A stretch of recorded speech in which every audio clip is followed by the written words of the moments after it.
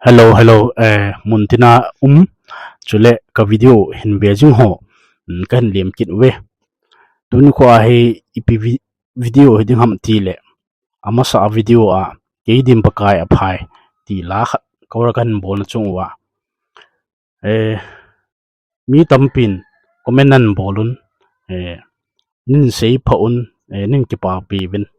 he ji chun comment atam ji chun khalan akin reply zo tapon hi chun tuni kho hin video a comment him bol ho hin in ke pa phi ho hin ke pa thu hin si ho hin mabana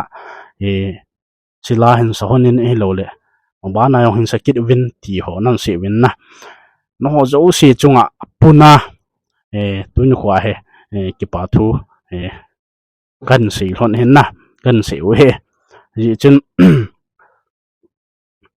tu hin thingpi ning ho kimin anasa ke dim pakai phai ti chu cover hin bol nu an sanu in pi sei no mamna ama ko na ka ngai haute pi thu sei dam lo le ki pa thu sei dam ti chu ama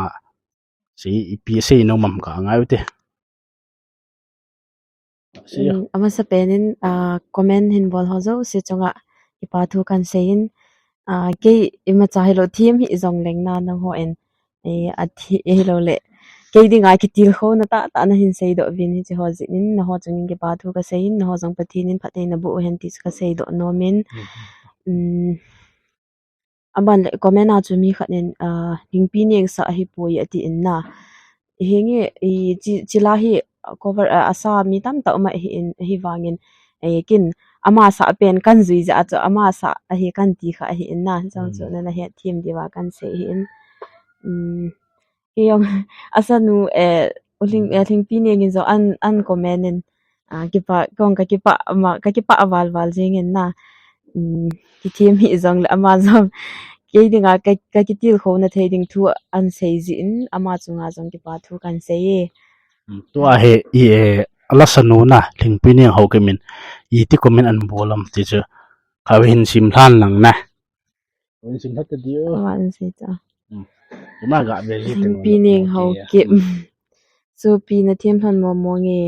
na o zong a pi thing se nin ngai nom om hle e chule keyboard me pa so pi pa zong a thiam mo mo nge attract to aki khibe hi e keyboard me dan chu hong ma chal jing hono pathenin phatheina bu han hen ati he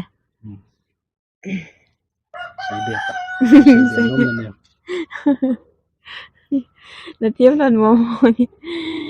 thiam han hi zong lang na thiam than mo mo na ti zen ki pa tu kan se hi chu he na hinge chila chu mi tampe na sai hin la ma sa pen ko kan bo jaw sa ma min kan put we hin ti chu ni ge thim de hin ai pi le ma ba na yong chila hin sa vin ti comment na hin si jing win lang phar kan nei leo kong ki hil kit de hin ama sa kalau chu hele mo sa mai hi pon na kyo ka hil chu as sa ki hil na chu phar ka sul lu hi lo get thi da kong ki lo hin na ki bo yong chu at bang ta ai lo ta da na bolding kati ja wa chu kong ki lo hin ama wa he ti le e ta thim sa ti da het sa ti a chu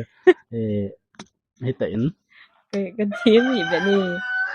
thim sa ti chu la bai har sa ya chu nom do min keyboard me pa dinga chu ha chin na chu le ma chu ga ki se be le ki kanau pa hin ama chu DMS David Music School phaya chu training ana bol hin na pha so ta training na bol hin kal ma sang chu hiten ale training an zo course an chai certificate ho an pi do zo chom ha zo gal hu hin wang si te in pu David ka instrument music instrument zo siang ti chu ki hal ha hitain gel pu na ta hen jong chu sei do loading kanok lo kan sei do hen ama student khat hi ti yong chu kan sei hin na e wang chu la sa ka thim pun ki bo yong ka thim pun ai wanga no request dung du ya chu vi kan sa khom te hon de hin an ti chu ka sei be nom hin ai pi le si be nom na niam aban banting jong le nin vet busy dio vale comment nan bol ki thiam hi jong le min thiam en til na ki til ki e tham ki pa ki til ho ji cha chỉ cho hiện na khali khali cái tiêu khâu tua khali khali cái số tua hele cái mà chả là hiện nay pilam pi hele cho hiện bet comment kamu pun na good comment hello le cái tiêu khâu na thì tắm pi nan se nó tung cha về về là cái bảo thu cái sự hiện mà bảo win aban so hin cái ball zoom pai thi lo din a ji cho kyo in sunga ta sa dam mo mi ji chun ko te dam mo ji chun aban cho căng chala kan bol wa lo de hin wa wal ola ka gizil lai o hin na ji chun chu in het thim dio kan no min aji chu dam mo ji chun music su jinga ma yong chu thei lo kha chu hin ya chu ka hong dam lang leo hit ya chu ma ban nei cha no sei banga elo la no de sa bang la ipila ham nan sei bang chu kong tu yong ka ki lai o hin na công đồng tiếng là cần sát cái điều hi thì cho mi pi họ có mà cần sẽ nôm hin ai pi là chơi này pe na mà sa video à comment nan bol hin kala sa nào hin hello le